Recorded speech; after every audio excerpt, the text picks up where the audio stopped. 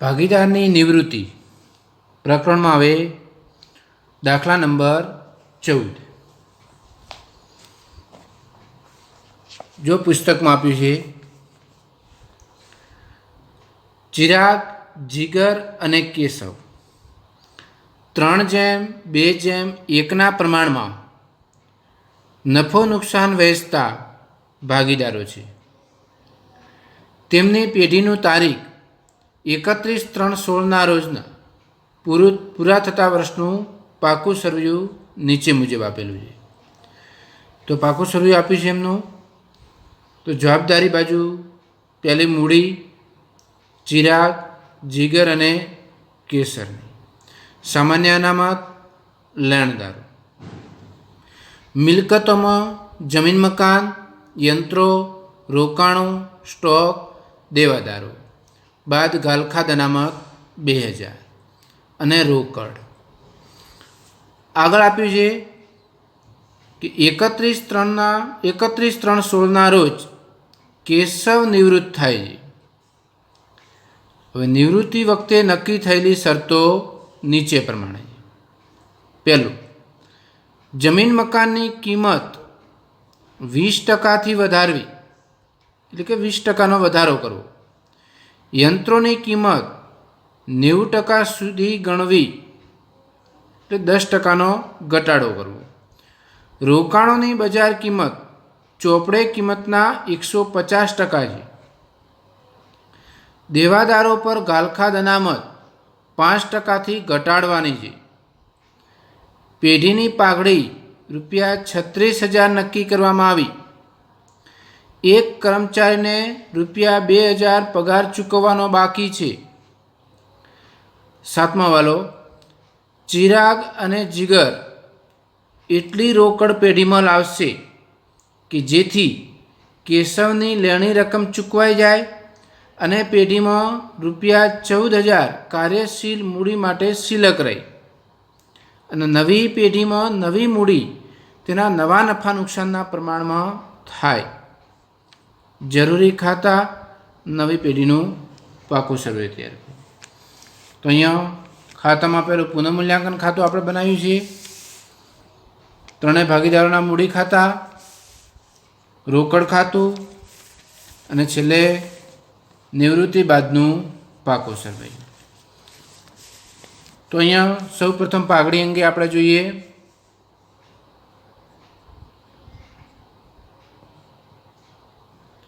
ત્રણ ભાગીદારો હતા. ચિરાગ, જીગર, કેસરનું જૂનું પ્રમાણ આપ્યું છે.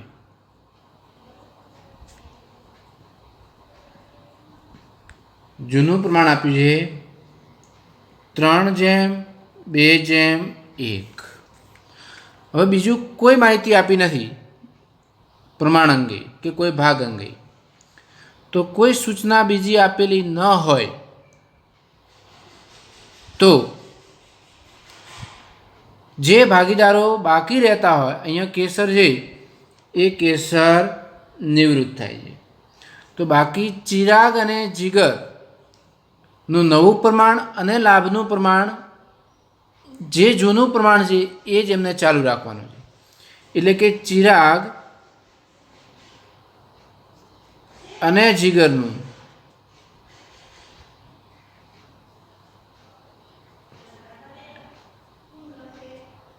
નવું પ્રમાણ અને લાભનું પ્રમાણ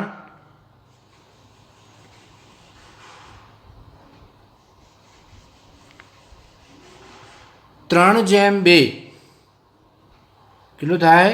3:2. કોઈ સૂચના આપી નથી, એટલે જે જૂનું પ્રમાણ આપ્યું છે એ જ એમનું નવું પ્રમાણ અને લાભનું પ્રમાણ બનશે. એટલે એની આપણે ગણતરી કરવાની રહેતી નથી. હવે અહીંયા પેઢીની પાઘડી 36,000 નક્કી કરવામાં આવી. કેશવ નિવૃત્ત થાય છે તો કેશવને એના ભાગની પાઘડી મળશે. કોણ આપશે? ચિરાગ અને જીગર. કયા પ્રમાણમાં?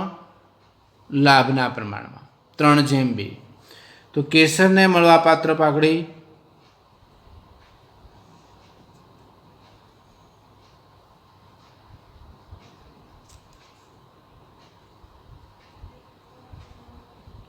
कुल पागड़ी 36,000 ने केसरनो भाग 1/6 तो केसर ने 6,000 पागड़ी मळशे।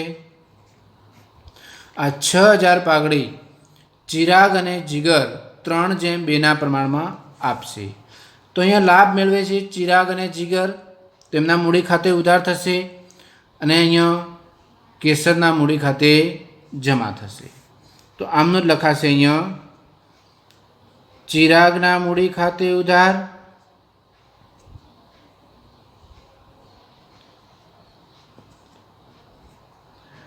जिगरना मूडी खाते उधार।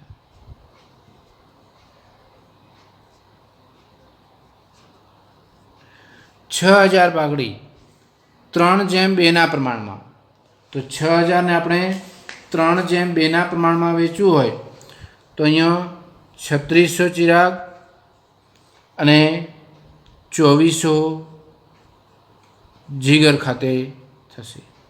ते केसरना मूडी खाते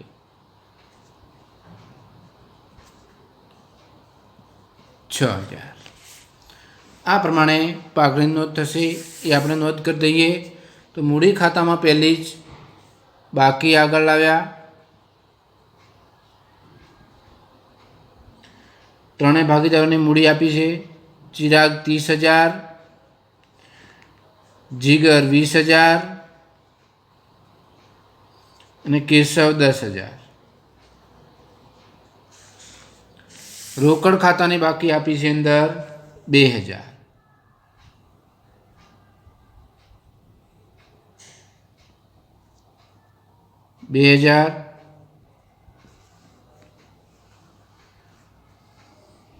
હવે આપણે પાઘડીની નોંધ કરી દઈએ।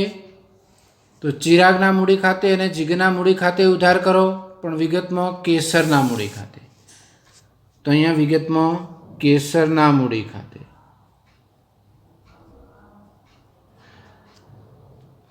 तो चिराग में 3600, जिगर में 2400। केसरना मूडी खाते जमा 6,000, पण विगत में चिरागना ने जिगरना मूडी खाते लखो। तो अहींया चिरागना मूडी खाते केशवना मूडी खाता में लखाशे 3600, जिगरना मूडी खाते लखाशे केशव में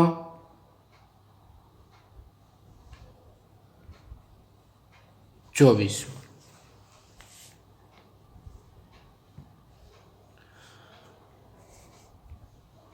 હવે આપણે આગળ હવાલા જોઈએ કે જમીન મકાનની કિંમત 20% વધારવી।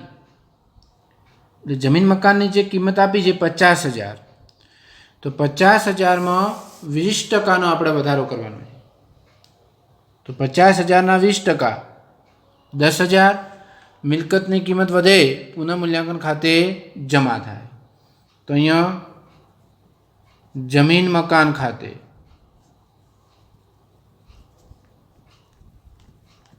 10,000, 50,000ના 20% 10,000। બીજી અસર નવા પાકા સળિયામાં મિલકતો બાજુ જમીન મકાન લખાશે 50,000 કિંમત હતી, પ્લસ 20% વધારો 10,000, નવી કિંમત 60,000 અહીંયા દર્શાવાશે। આગળ હવાલા નંબર 2, યંત્રોની કિંમત 90% સુધી ગણવી। હવે 90% સુધી ગણવી એટલે 10% શું થયું? ઘટાડો થયો। તો યંત્રો આપ્યા છે 20,000, તો 20,000ના 10% 2,000, 2,000 યંત્રો ઘટે તો મિલકતની કિંમત ઘટે, પુનઃમૂલ્યાંકન ખાતે ઉધાર। તો અહીંયા યંત્રો ખાતે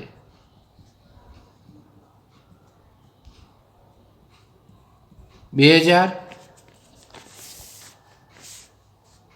અહીંયા યંત્રો આપ્યા હતા 20,000 માઇનસ ઘટાડો 2,000. તો હવે યંત્રો વચ્ચે 18,000.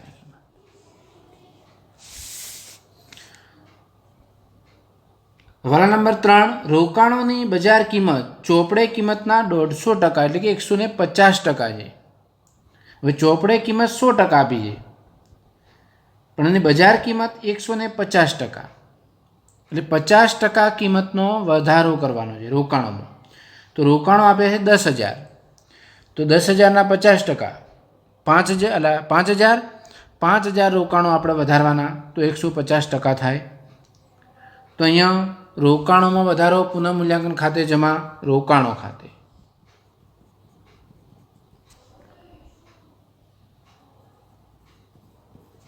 $5,000. હવે નવી કિંમત રોકાણોની 15,000 થશે. ડાયરેક્ટ દર્શાવી દો. રોકાણો 10,000 હતા, 5,000 વધ્યા 15,000. દેવાદાર પર ગાલખાદ અનામત 5%થી ઘટાડવાની છે. એ શબ્દ આપે છે ઘટાડવાની. જો દેવાદારો આપ્યા છે 20,000ના, તો 20,000ના 5% 1,000. હવાલાની ગાલખાદ કેટલી થઈ? 1,000. તો 1,000 રાખવાની છે, 5%થી ઘટાડવાની છે, એટલે 2,000 હતી અંદર પાકા સરિયામાં. એવી હવાલા મુજબ હવે કેટલી કરવાની છે? 1,000. 1,000 ગાલખાદ અનામત હવાલાની છે અને 2,000 પાકા સરવૈયાની છે. તો વધારો કોનો? પાકા સરવૈયાનો. તો પાકા સરવૈયાનો જેટલો વધારો હોય એ પુનઃમૂલ્યાંકન ખાતે જમા કરવું પડે. તો પાકા સરવૈયાની 2,000, હવાલાની 1,000. 1,000 વધારો, તો અહીંયા ગાલખાદ અનામત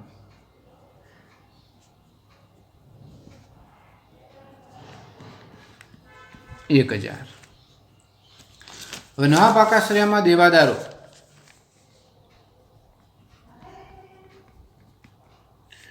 $20,000 માઇનસ ગાલખાદ અનામત. હવે હવાલા મુજબ 1,000. 19,000ના દેવાદારો વચ્ચે.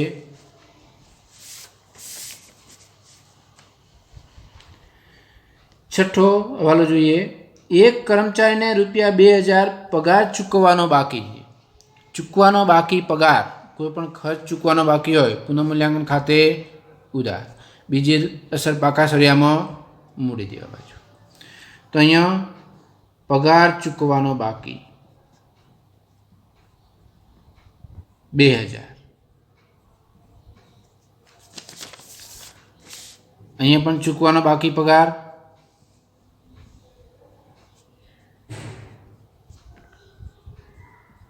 2,000.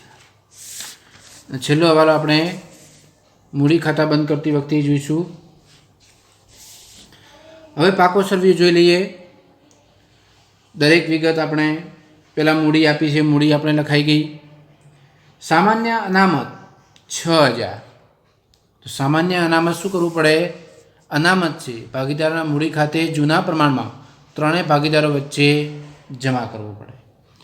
તો 6,000ને 3:2:1. તો સામાન્ય અનામત 3,000, 2,000 અને 1,000.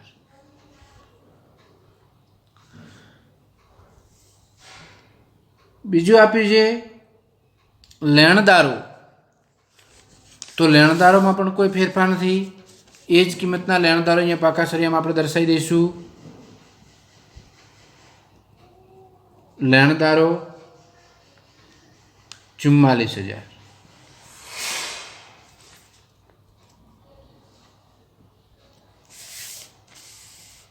હવે મિલકતો બાજુ આપણે જોઈએ. જમીન મકાન નોંધ થઈ ગઈ, યંત્રો પણ આવી ગયા, રોકાણો આવી ગયા, સ્ટોક 10,000. તો સ્ટોકમાં કોઈ ફેરફાર નથી. તો સ્ટોક 10,000 અને રોકડની બાકી આપણે લખાઈ ગઈ. હવે પુનઃમૂલ્યાંકન ખાતાનું આપણે સરવાળો કરીએ. જમા બાજુનો પહેલાં સરવાળો કરીએ.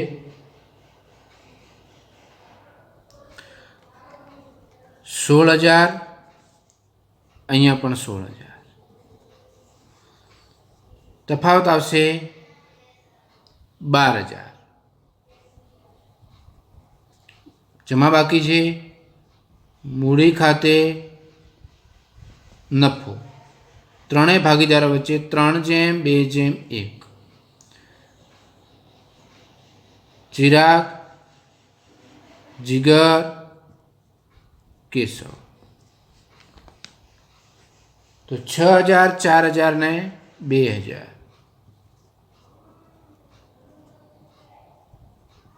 12,000 ને 3/2/1 પ્રમાણમાં વેચી દે. આ નફો ભાગીદારના મૂડી ખાતે જમા કરવાનો, અહીંયા લખવાનું પુનઃ મૂલ્યાંકન. 6,000, 4,000 અને 2,000. હવે બરાબર સમજો. જે સાતમા હવાલામાં છે બધું અહીંયા અલગ પ્રકારનો હવાલો આપ્યો છે કે ચિરાગ અને જીગર એટલી રોકડ પેઢીમાં લાવશે, એમને રોકડ લાવવાની છે કે જેથી કેશવની લેણી રકમ ચૂકવાઈ જાય. હવે કેશવને રોકડા ચૂકવવાના છે, ચૂકવાઈ જાય અને પેઢીમાં 14,000 કાર્યશીલ મૂડી માટે સિલક રહે. આ શું કહે છે?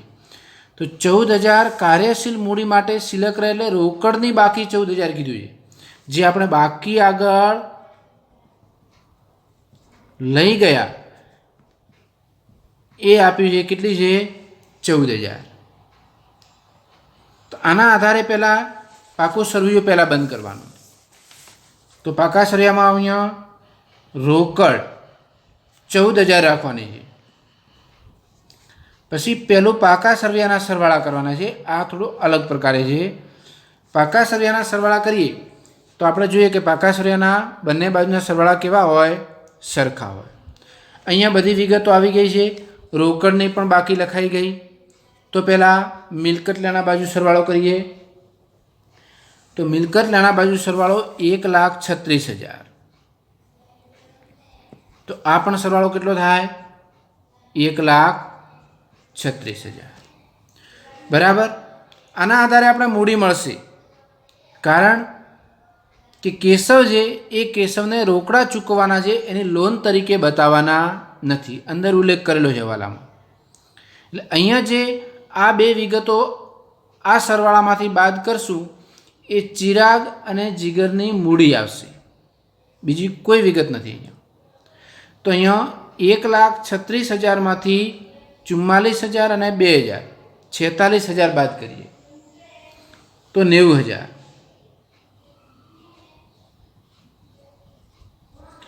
હવે 90,000, 44,000 અને 2,000 ટોટલ થયો 1,36. તો આ 90,000 શું હશે? મૂડી. કોની? ચિરાગ અને જીગરની. હવે આ મૂડી છે એ મૂડી એમને નવા નફા નુકસાનના પ્રમાણમાં આપણે વેચવાની છે. 90,000ને ચિરાગ અને જીગર. નવું પ્રમાણ કયું છે? 3/2. તો 90,000ને 3/2ના પ્રમાણમાં અહીંયા વેચી દો. તો 54,000 અને 36,000.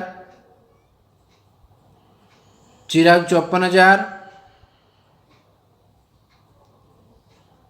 જીગર 36,000. હવે આ બાકી ક્યાંથી લાવીએ આપણે? મૂડી ખાતામાંથી. તો મૂડી ખાતામાંથી બાકી લાવીએ તો એ બાકી લખી દો. બાકી મળી ગઈ.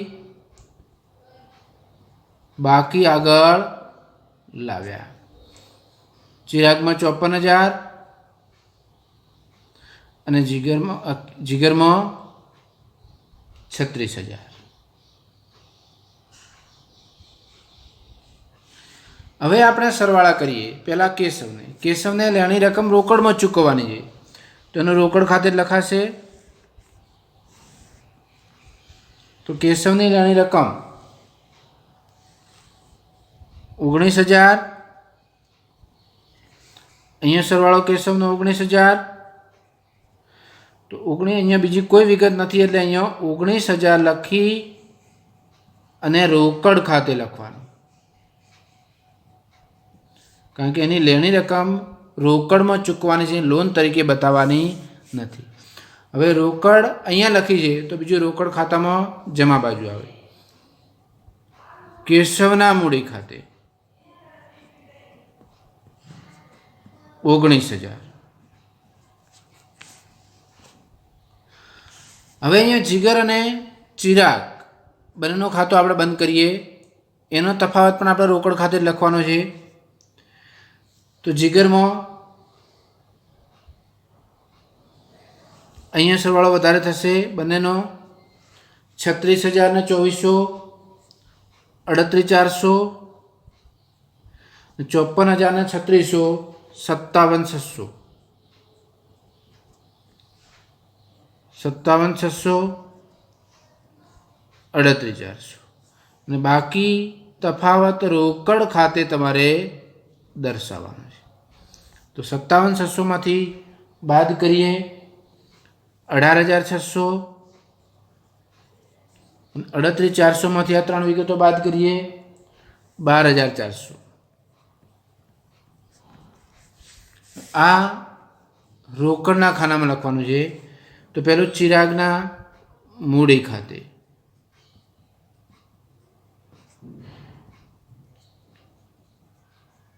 18,600, જીગરના મૂડી ખાતે 12,400. બંને બાજુના સરવાળા મળી લેવા જોઈએ, કારણ કે બાકી આપણે આપી દીધેલ છે એટલે સરવાળો થશે 33,000.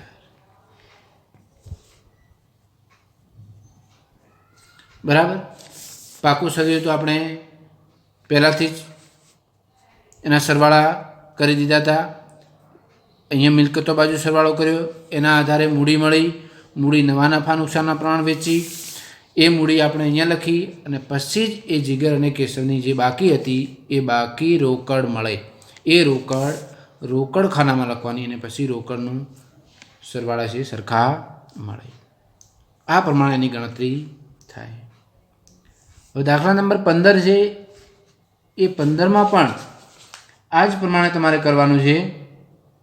ત્યાં 2,000 અહીંયા 14,000 હતા, એવા 2,000 અહીંયા 2,000 લખી દેવાના રોકડ અને સરવાળો કરવાનો. પહેલાં મિલકતો બાજુનો અહીંયા સરવાળો લાવવાનો, જે વિગતો હોય બાદ કરવાની અને પછી તમારે એના આધારે મૂડી મળશે. એ મૂડી તમે અહીંયા લાવજો અને બાકી તફાવત તમારે રોકડ ખાતે લખવાનું રહેશે. તો હવે આ પ્રકરણમાં આટલા દાખલા આપણે ગણાયા. હવે આ પ્રકરણ આપણે પૂરું કરીએ છીએ. હવે નેક્સ્ટ લેક્ચરથી આપણે પ્રકરણ 7 શરૂ કરીશું. આભાર.